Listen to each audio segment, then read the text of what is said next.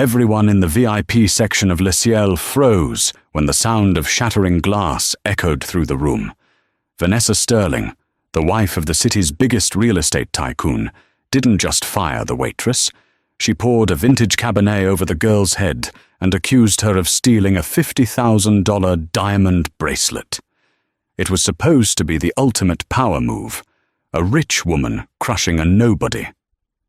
But Vanessa didn't check who that waitress actually was. She didn't know that the girl trembling in the uniform held the one secret that could destroy the Sterling Empire in a single night. What happened next wasn't just karma. It was a brutal lesson in why you never judge a book by its cover. Chloe adjusted the collar of her starch-stiff uniform, trying to ignore the throbbing ache in her lower back. It was 8 Moors p.m. on a Friday night at Le Ciel, the kind of restaurant where a bottle of water cost more than Chloe's hourly wage. The air smelled of truffle oil, expensive perfume, and old money. For Chloe, this was just a means to an end. She was 24, working double shifts to pay for her younger brother's tuition while finishing her own law degree at night. She kept her head down, did her job, and tried to be invisible. Invisibility was the superpower of the service industry. If you were good, you were a ghost who refilled wine glasses and replaced silverware without ever interrupting the conversation. But tonight, invisibility was off the table. The heavy oak doors swung open, and the maitre d', a nervous man named David, stiffened immediately. "Table 4, David hissed into his earpiece. "The Sterlings are here. All hands on deck." Arthur and Vanessa Sterling walked in like they owned the place, which, rumor had it, Arthur nearly did. Arthur was a quiet man in his 50s, grey-haired and perpetually looking at his phone, a titan in the city's construction industry. Vanessa was his second wife, 20 years his junior, draped in a shimmering emerald gown that clung to her like a second skin. She was beautiful, undeniably, but her eyes scanned the room with a predatory sharpness, looking for flaws, looking for someone to break. Chloe felt a knot of dread tighten in her stomach. Vanessa Sterling was notorious among the staff. She was the type of customer who sent soup back because it was too wet or complained that the ice cubes were melting too loudly. "Chloe," David whispered, grabbing her arm gently. "You're on table 4. You're the only one with enough patience. Whatever she says, just apologize." "Understood," Chloe said, taking a deep breath. She grabbed the leather-bound menus and smoothed her apron. She approached the table, just as Vanessa was tossing her Hermes Birkin bag onto the empty chair next to her, nearly knocking over a crystal water glass. "Good evening, Mr. and Mrs. Sterling," Chloe said, her voice steady and professional. "Welcome back to Le Ciel. My name is Chloe, and I'll be taking care of you tonight." Arthur didn't look up from his phone. "Scotch, neat, the usual." Vanessa, however, looked Chloe up and down slowly. Her gaze lingered on Chloe's shoes. Standard issue, black non-slip shoes that were scuffed at the toe. A tiny, cruel smile played on Vanessa's lips. "Chloe," Vanessa repeated, tasting the name like it was sour milk. "Tell me, do they not pay you enough to buy polish? Your shoes are an eyesore. It's ruining my appetite." Chloe felt the heat rise to her cheeks, but she kept her expression neutral. "I apologize, Mrs. Sterling. I'll see to it immediately. Can I start you with some sparkling water or wine?" "Champagne," Vanessa snapped. "Dom Perignon, the 2012 vintage, and make sure the glass is actually clean this time. Last week, I swear I saw a fingerprint." "Right away," Chloe said, backing away. As she walked toward the bar, she could hear Vanessa's voice carrying over the low hum of the restaurant. "I don't know why we come here, Arthur. The standards are slipping. Did you see that girl? She looks like she just rolled out of a shelter." Arthur grunted, something unintelligible. Chloe's hand shook slightly as she prepared the tray. She needed this tip. Her brother, Liam, needed a new laptop for his engineering program, and rent was due in 3 days. Just breathe, she told herself. 2 hours. You only have to survive 2 hours. She returned to the table with the champagne bucket and 2 flutes. With practiced precision, she presented the bottle. Vanessa barely nodded. Chloe popped the cork with a soft sigh and began to pour. That was when Vanessa moved. It was subtle, a quick jerk of her elbow as she reached for her bread plate. Her arm collided with Chloe's wrist mid-pour. The bottle jerked. A splash of golden champagne flew out, missing the glass and landing squarely on the tablecloth, a few drops spattering onto the sleeve of Vanessa's emerald dress. The restaurant went silent. "You clumsy little idiot!" Vanessa shrieked, jumping to her feet. Her chair scraped loudly against the floor. "Look what you did. This is custom Versace. I'm so sorry," Chloe gasped, setting the bottle down and reaching for a napkin. "You bumped my arm. I didn't mean to." "I bumped your arm." Vanessa's voice rose an octave, drawing the attention of every diner in the room. "Are you calling me a liar? Arthur, did you hear this? She ruins my dress and then blames me." Arthur sighed, finally putting his phone down. He looked tired. "Vanessa, sit down. It's just a drop. It's not just a drop. It's the principle." Vanessa turned her fury back on Chloe. "Get the manager, now. I want you fired. I want you out of this building before I count to 10.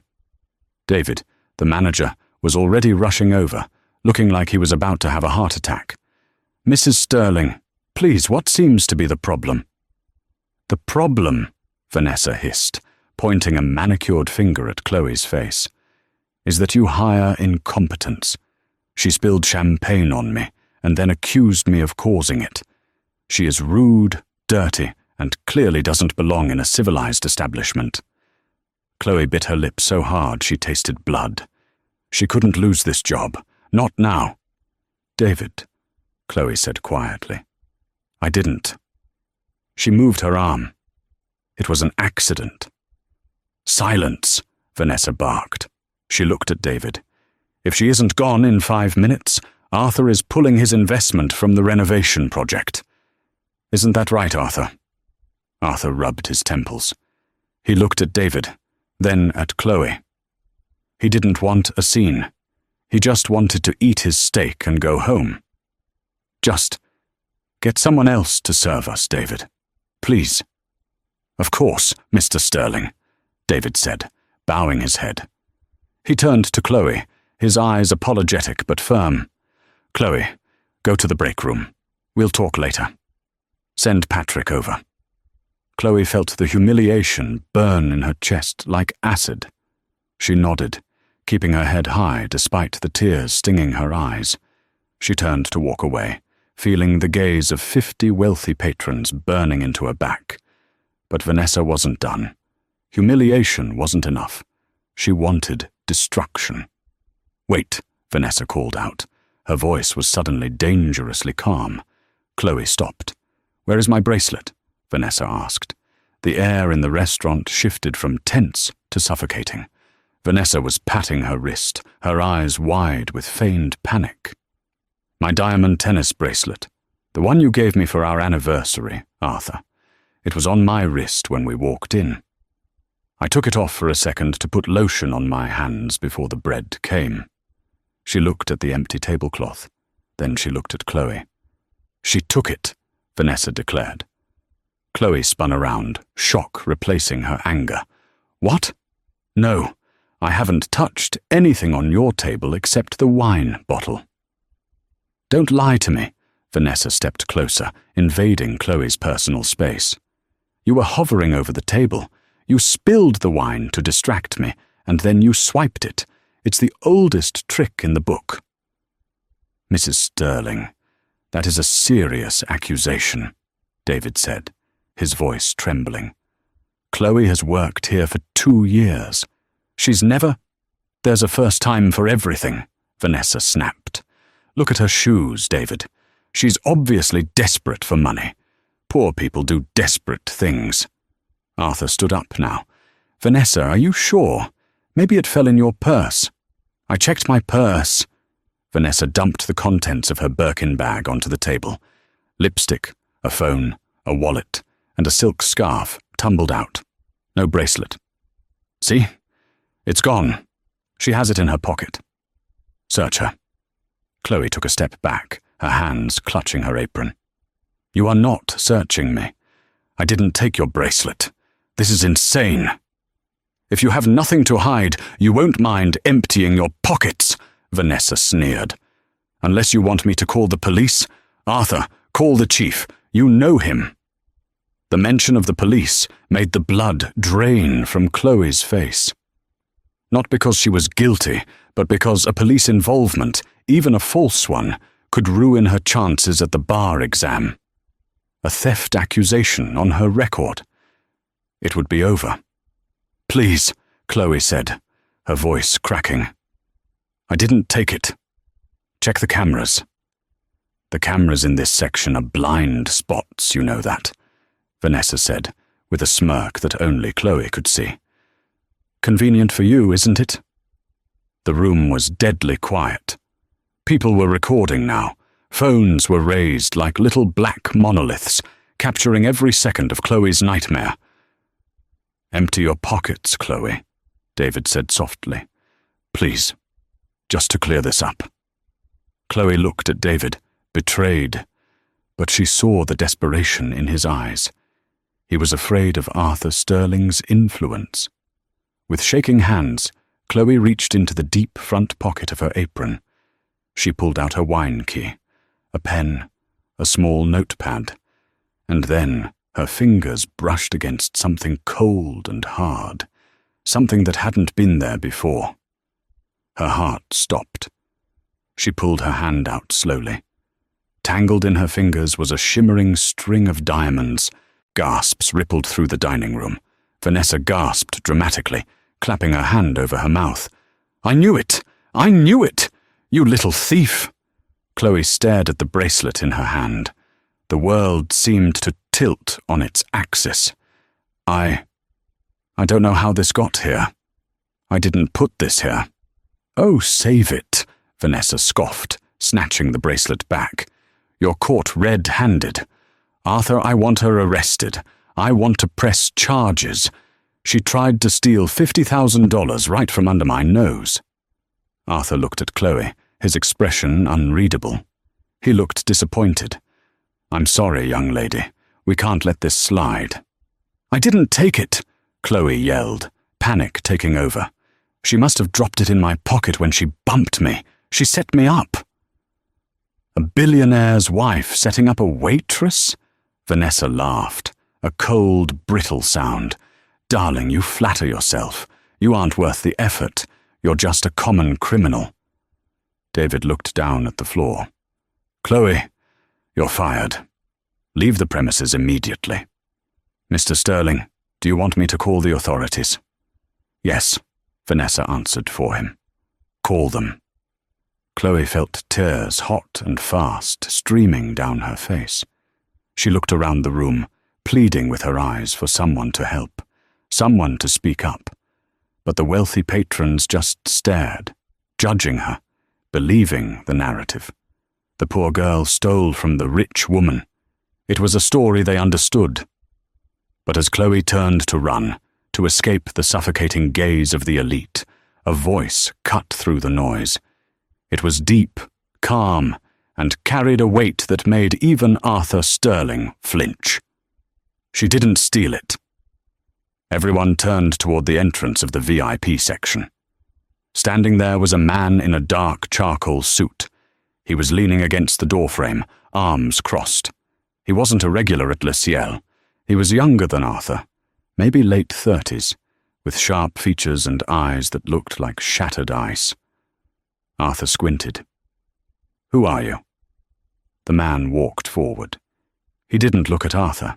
He didn't look at Vanessa. He walked straight up to Chloe, who was trembling uncontrollably. He took a handkerchief from his pocket and held it out to her. "Wipe your face, Chloe," the man said gently. Chloe looked at him, confused. She didn't recognize him. Do I know you?"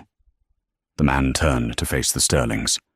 "You don't know me," he said to the room, "but I know exactly what happened here, because I've been sitting at the corner table behind the partition for the last hour, and I saw Mrs. Sterling slip the bracelet into the waitress's apron when she stood up to shout about the wine."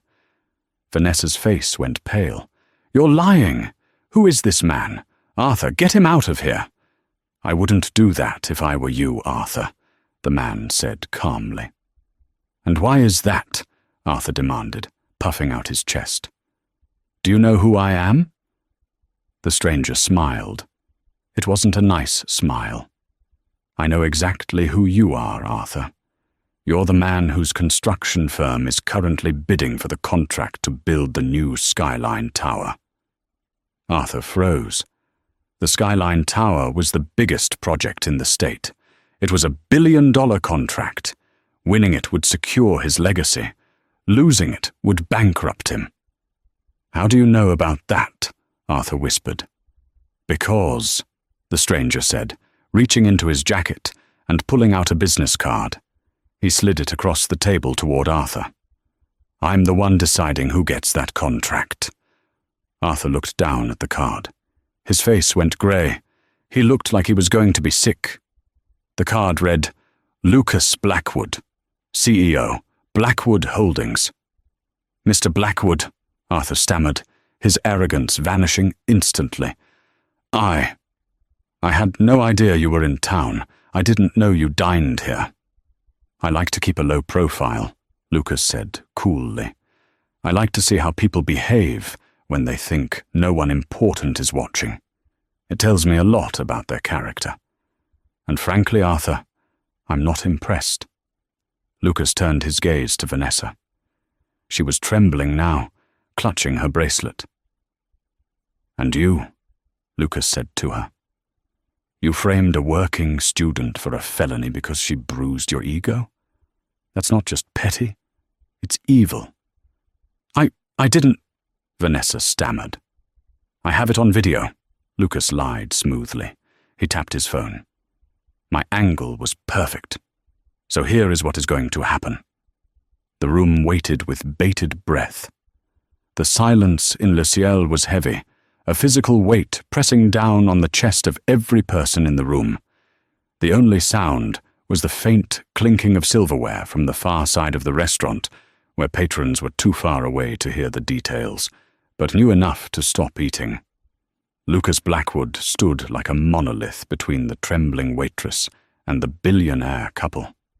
He didn't raise his voice. He didn't have to. Men like Lucas Blackwood controlled the temperature of a room just by existing in it.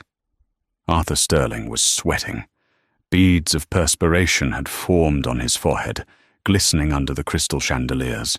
He looked from Lucas's icy glare to the business card on the table, and then to his wife, Vanessa, who was still clutching the diamond bracelet, her mouth opening and closing like a fish out of water. "Mr. Blackwood," Arthur began, his voice taking on a desperate, wheedling tone that sounded pathetic, coming from a man in a $3,000 suit. "Surely we can resolve this. It's a misunderstanding.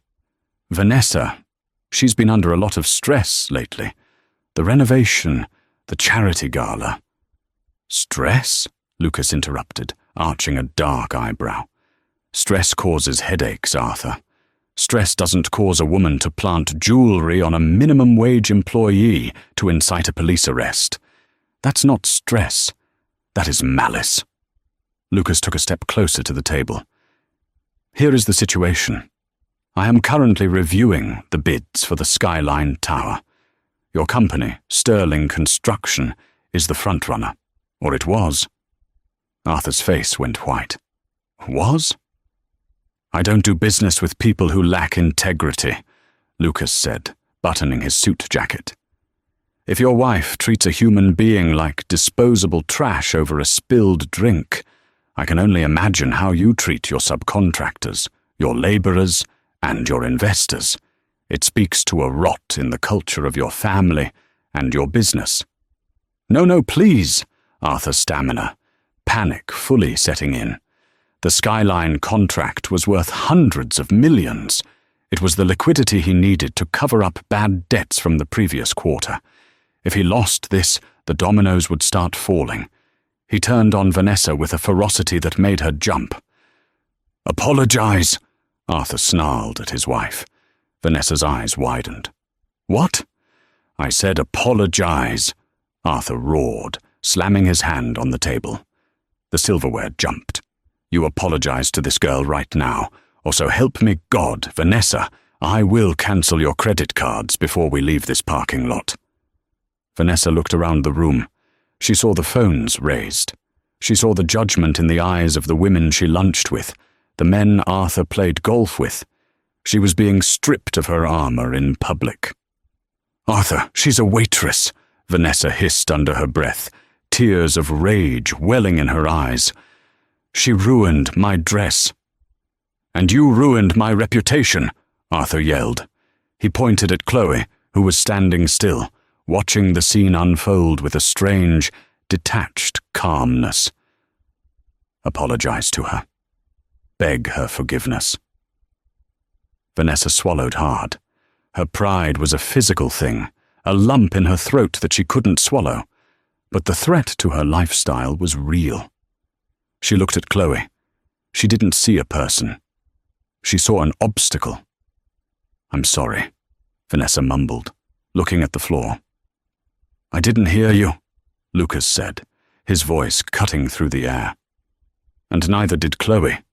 Vanessa clenched her fists so hard her knuckles turned white. She looked up, her eyes burning with hatred, locking onto Chloe's face. "I'm sorry," Vanessa said, louder this time, though the words were laced with venom. "I'm sorry for accusing you. It was a mistake." Lucas turned to Chloe. "Is that acceptable to you, Chloe?" Chloe looked at the woman who had tried to destroy her life just minutes ago. She saw the hate in Vanessa's eyes. She knew this apology was worthless. It was bought and paid for by Arthur's fear of losing money. Chloe stepped forward. She wiped the last tear from her cheek and stood up straight. At 5'4", she should have looked small next to them. But in that moment, she towered over the table.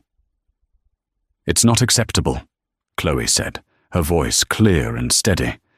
"Because you aren't sorry you did it. You're sorry you got caught." She reached behind her neck and untied her apron. She pulled it off, folding it neatly, a habit she couldn't break even now. "I don't need your apology, Mrs. Sterling, and I don't need this job enough to be treated like a criminal." She placed the apron on the table, right next to the untouched steak. She turned to David, the manager, who was cowering in the background. "I quit, David.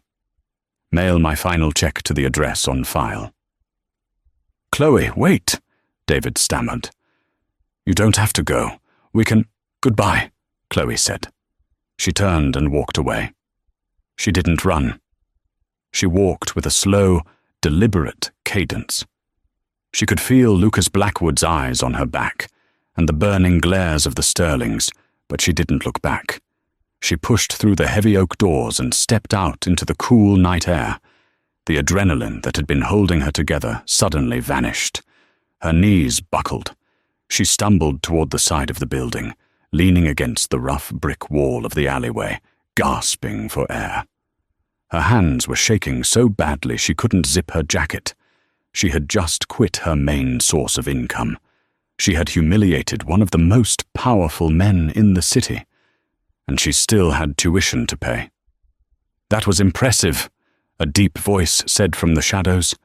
Chloe jumped, spinning around. Lucas Blackwood was standing at the entrance of the valet area, lighting a cigarette.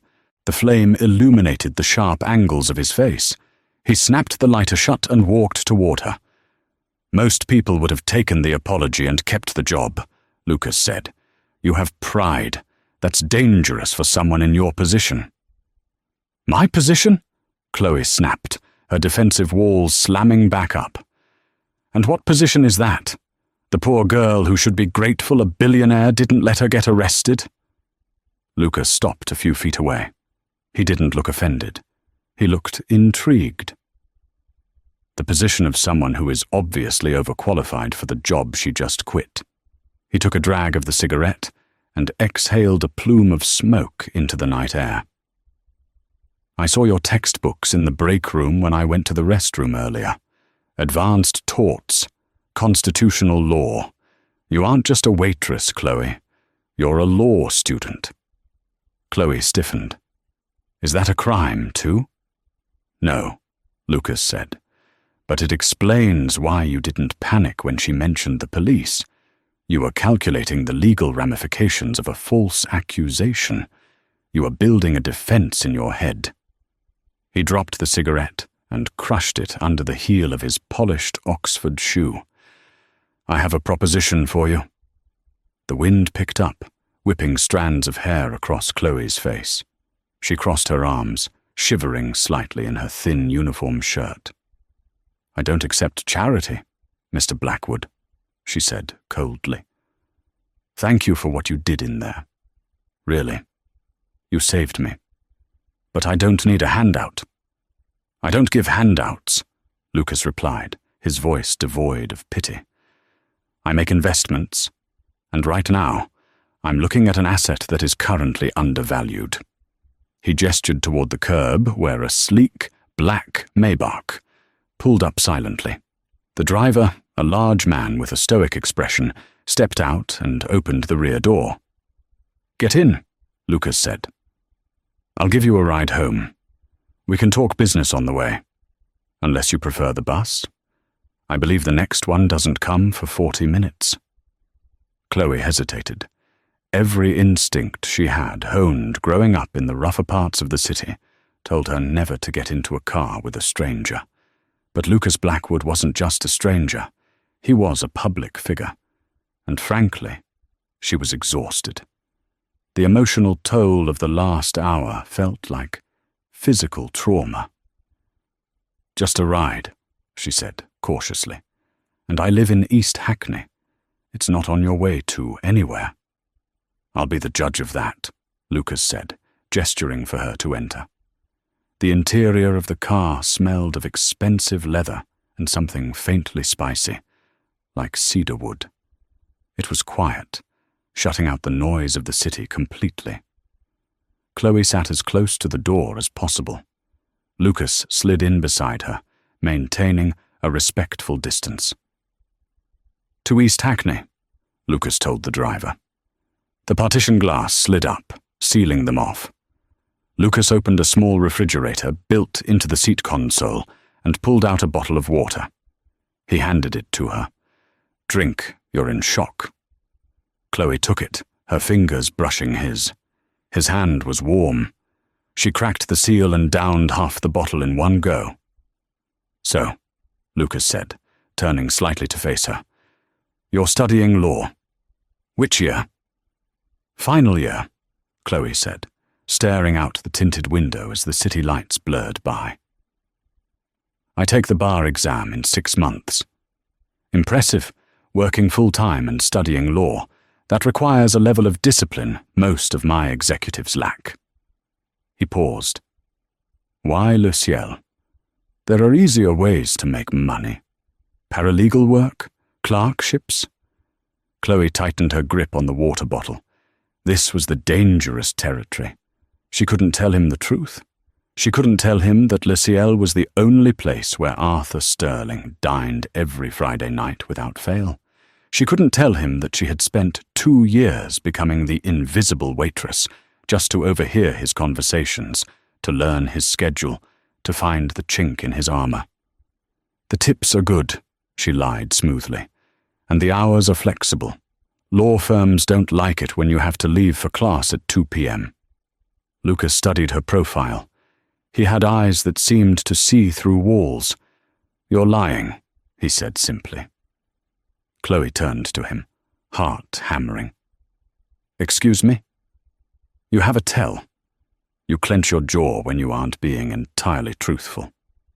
I saw you do it when you told David it was an accident with the wine. It wasn't an accident, was it? You didn't spill it. Vanessa hit you on purpose. Chloe remained silent. This man was dangerous. He was too observant. It doesn't matter. Lucas waved a hand dismissively. Here is my offer. You need a job. I need a personal aide. My previous one was, let's just say he lacked discretion. I'm going to be a lawyer, Mr. Blackwood, not a secretary. An aide for me is not a secretary, Chloe. You would sit in on meetings. You would review contracts. You would learn how the sausage is made at the highest level of corporate finance. It would be the best legal education you could ask for. And, he paused for effect, I will pay you triple what you made at the restaurant, plus tuition assistance. Chloe's breath hitched. Triple? That would clear her brother's debt. That would pay off her loans. It was a lifeline. But why? Why me? She asked, turning to look him full in the face. You could hire anyone. Harvard graduates would kill for that job. Why the waitress who just got fired for alleged theft? Lucas looked away for a moment, staring at the passing streetlights. His expression darkened, a shadow passing over his features. Because you hate Arthur Sterling, Lucas said softly. The air left the car. Chloe felt like she had been punched.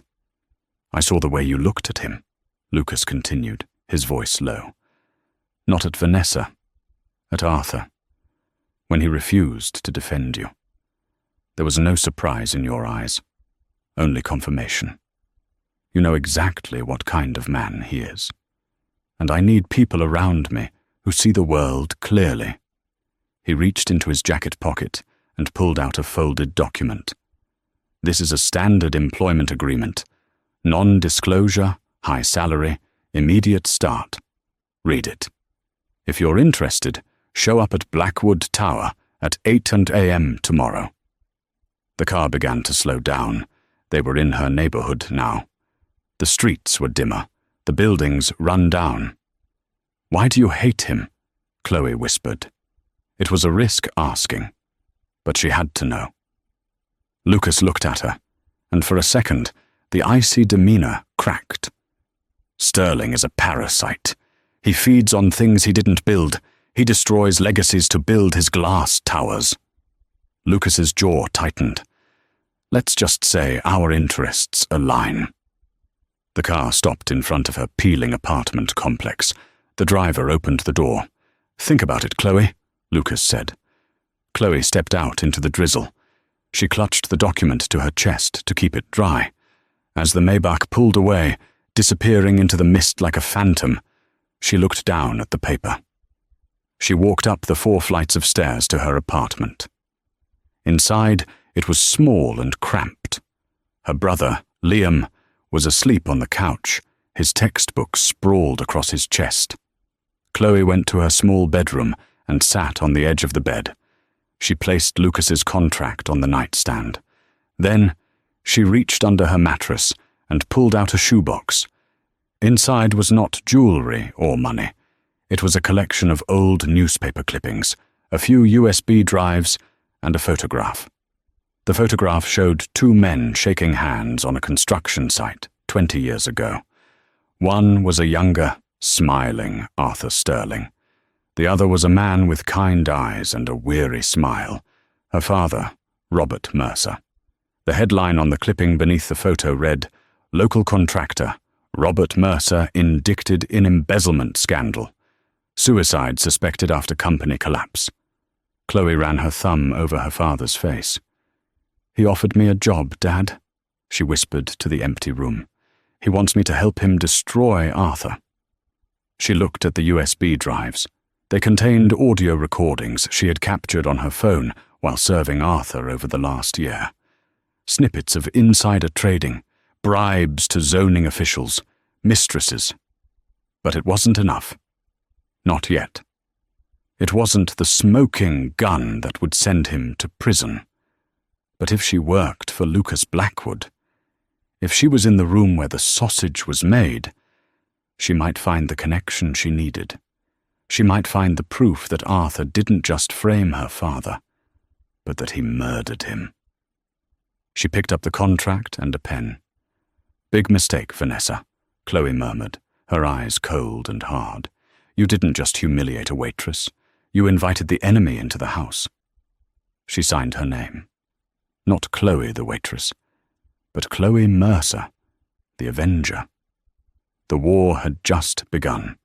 Blackwood Tower pierced the morning fog like a needle, a 50-story monument to steel and ambition. Chloe stood at the base, craning her neck to see the top. She wore her best suit, a charcoal grey ensemble she had bought for moot court competitions. It was decent, but compared to the Italian wool she saw walking through the revolving doors, it looked like a costume. She took a deep breath, clutching her briefcase. Inside was the signed contract. "Showtime, Chloe," she whispered to herself. When she reached the top floor, the atmosphere was markedly different from the chaotic energy of the restaurant kitchen. Here, the silence was expensive. Assistants moved across the plush carpet like dancers, efficient and soundless. "Ms. Mercer?" A woman with sharp glasses looked up from a reception desk that cost more than Chloe's car. "Mr. Blackwood is expecting you. He's in the conference room. He asked that you join him immediately." Chloe nodded and walked toward the double-glass doors. She pushed them open. Lucas was standing by the window, looking out over the city. The table was covered in blueprints and financial reports. He didn't turn around when she entered. "You're 3 minutes early," Lucas said. "Good." "I read the files you sent over last night," Chloe said, skipping the pleasantries. She walked to the table and placed her briefcase down. "The Skyline Tower proposal from Sterling Construction. It's flawed." Lucas finally turned. A flicker of surprise crossed his face. "Flawed? Arthur has the best engineers in the state." "His engineers are fine," Chloe said, opening the file she had marked up with red ink until 3:00 a.m. "His liability clauses are the problem. Look at page 42, subsection C regarding material delays. He's listed 3 primary suppliers for the steel beams. 2 of them, Apex Industrial and North Star Metals, don't exist." Lucas walked over, his eyes narrowing. "Explain." "I ran a check on the corporate registry at 2:00 a.m., Chloe continued, her voice gaining strength. "Both companies were incorporated 3 weeks ago. They have no physical address, just P.O. boxes in the Caymans. They are shell companies. Arthur intends to route the money through them, claim a supply shortage, jack up the price by 40% mid-construction, and force you to pay the difference or face delays." Lucas picked up the page, studying her notes. The room was silent for a long moment. "He's done this before," Lucas murmured. "The Harbour Bridge project. It went over budget by 20 million. Everyone blamed inflation." "It wasn't inflation," Chloe said coldly. "It was theft. He funnels the markup back into his own offshore accounts." Lucas looked at Chloe. For the first time, he didn't look at her like an employee or a charity case. He looked at her like a weapon. "You found in 6 hours what my compliance team missed in 6 days," Lucas said. "Your compliance team looks for legal errors," Chloe replied. "I look for lies. When you grow up poor, you learn to spot a hustle." "Excellent." Lucas closed the file. "Arthur and Vanessa are coming in at 10 a.m. to finalize the bid. I want you in that meeting." "Me?" Chloe hesitated. "Vanessa will recognize me. She'll cause a scene." "Let her," Lucas smiled, a predatory glint in his eyes. "But not in that suit." He pressed a button on the intercom. "Sarah, send the stylist in." An hour later, Chloe stood in the executive washroom, staring at a stranger in the mirror. The stylist had put her in a tailored Navy power suit that fit her like armor. Her hair, usually in a messy bun, was blown out straight and sleek. She wore glasses now, thick-rimmed frames that made her look older, sharper. She looked like a lawyer. She looked like someone who could destroy Arthur Sterling. At 9:55 a.m., the elevator doors opened. Arthur Sterling strode out, looking confident and rested. Vanessa was on his arm, wearing a white Chanel suit and sunglasses indoors. She looked every inch the trophy wife, bored and arrogant. "Lucas!" Arthur boomed, extending a hand as they entered the conference room. "Ready to sign the deal of the century?" "Have a seat, Arthur," Lucas said, not standing up. "Vanessa, lovely to see you." Vanessa took off her sunglasses. "Let's make this quick, Lucas. I have a spa appointment at noon." "We just have a few questions regarding the supply chain," Lucas said calmly. "My associate will walk you through them." Lucas gestured to the chair at the far end of the table, which was turned away from the door. The chair swiveled around. Chloe sat there, hands clasped on top of the red-marked file. She looked directly at Vanessa. "Good morning, Mrs. Sterling," Chloe said. "I believe we've met." Vanessa froze. Her mouth dropped open. She looked from Chloe to Lucas, then back to Chloe. Recognition dawned slowly, fighting against the context. This woman looked like the waitress, but the clothes, the hair, the authority, it didn't compute. "You," Vanessa whispered. "The waitress? From Le Ciel?" Arthur squinted. "What is this joke, Lucas? Why is the girl who tried to steal my wife's bracelet sitting at your conference table?" "She didn't steal anything, Arthur," Lucas said, leaning back. "And she is not a waitress. She is my lead consultant on this project, and she has some very interesting questions about North Star metals." The color drained from Arthur's face, so fast it looked like he had been slapped. I don't know what you're talking about," Arthur stammered. "Don't you?" Chloe asked. She slid a piece of paper across the mahogany table. It stopped right in front of Arthur. "This is the incorporation document for North Star," Chloe said. "The signatory is a man named Vance Richards." Interestingly enough, Vance Richards was the name of your first wife's brother. He died 10 years ago. Using a dead relative's identity to open shell companies is fraud, Mr. Sterling. Federal fraud. The silence in the room was absolute. You could hear the hum of the air conditioning. Vanessa looked at her husband. "Arthur? What is she talking about?" Arthur was shaking. He looked at Chloe with pure, unadulterated terror. He realized then that this wasn't just a business negotiation. This was an execution. Arthur Sterling had spent 30 years bullying people. He knew how to use his size, his voice, and his money to make problems disappear. But looking at the young woman across the table, he realized none of those tactics would work. She wasn't scared. She was hungry. "This is ridiculous," Arthur blustered, trying to regain control. He stood up, buttoning his jacket. "You dug up some clerical error, and you're trying to blackmail me? I'll sue you for defamation. I'll ruin this company." "Sit down, Arthur," Lucas said. His voice wasn't loud, but it had the finality of a gavel strike. "You aren't in a position to sue anyone.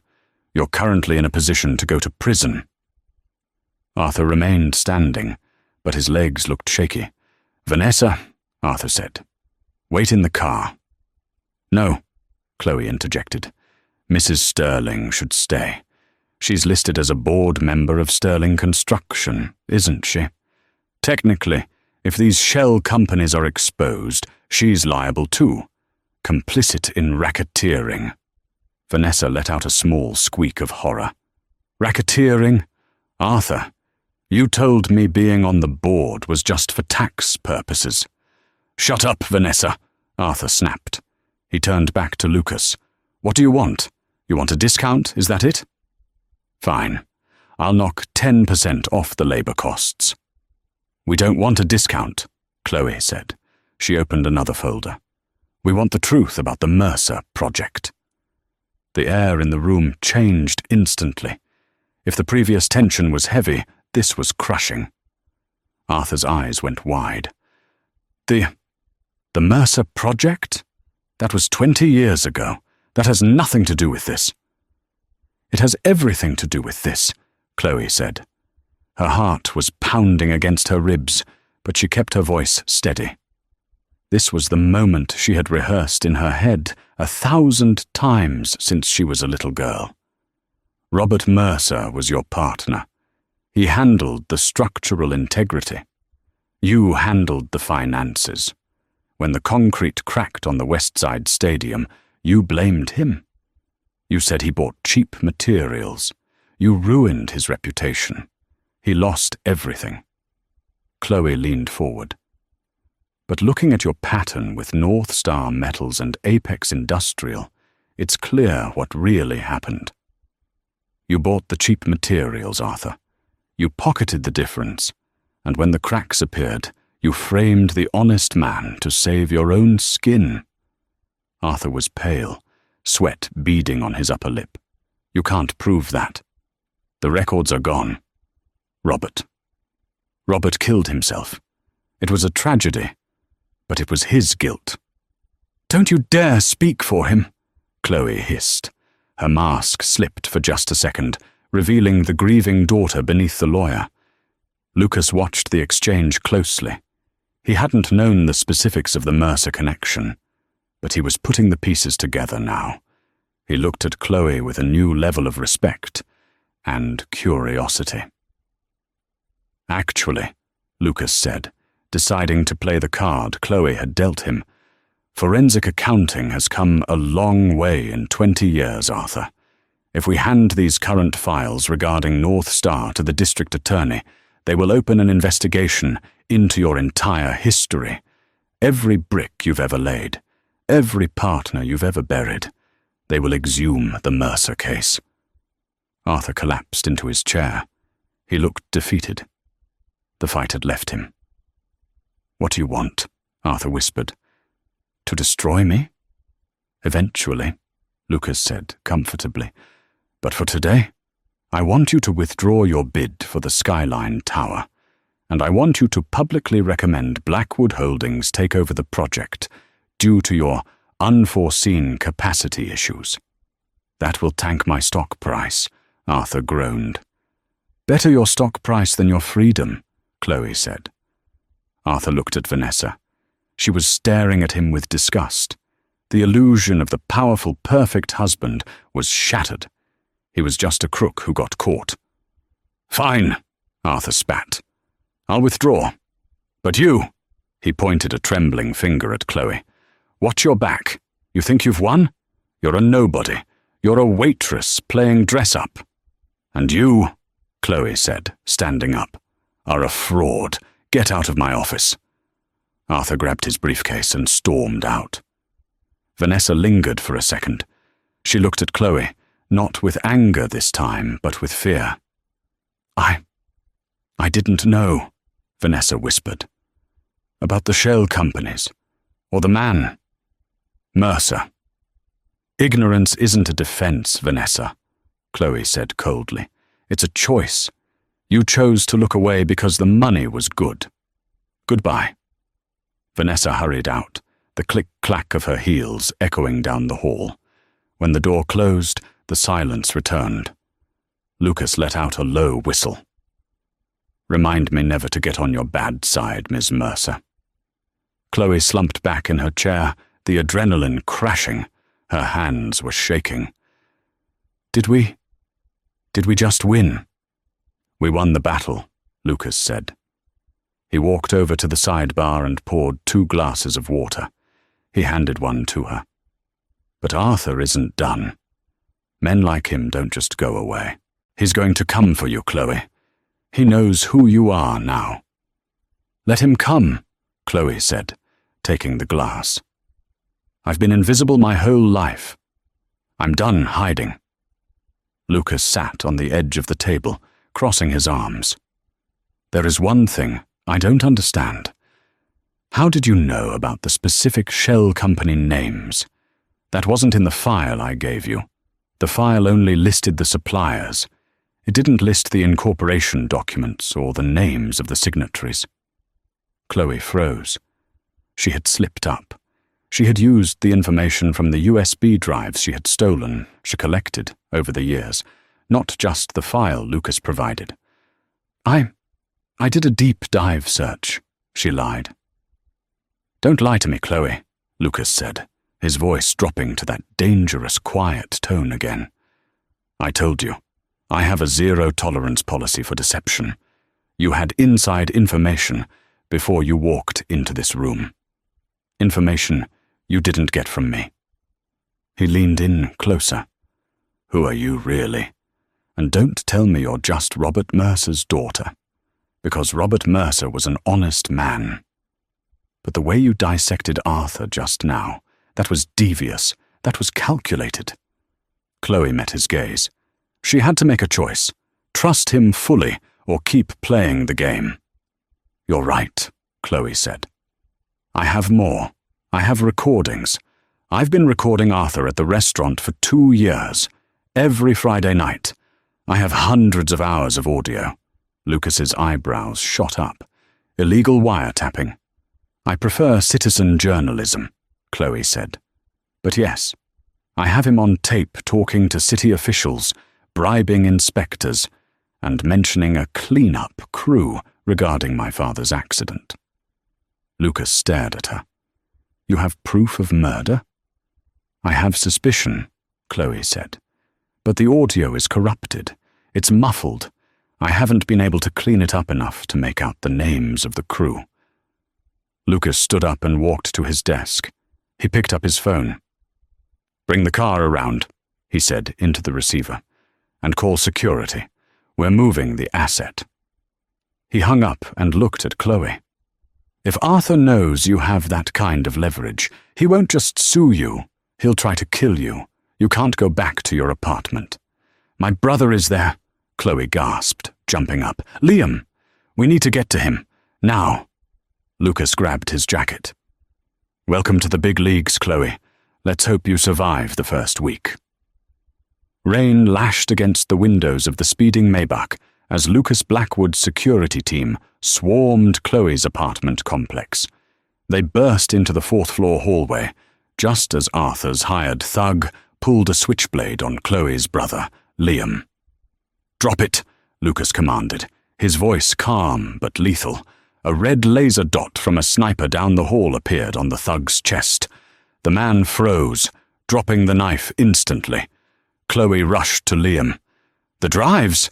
Did they find them? Liam wiped blood from his lip and grinned, pulling off his sneaker. They smashed the floorboards, but they didn't check my socks. He handed her a tiny silver SD card.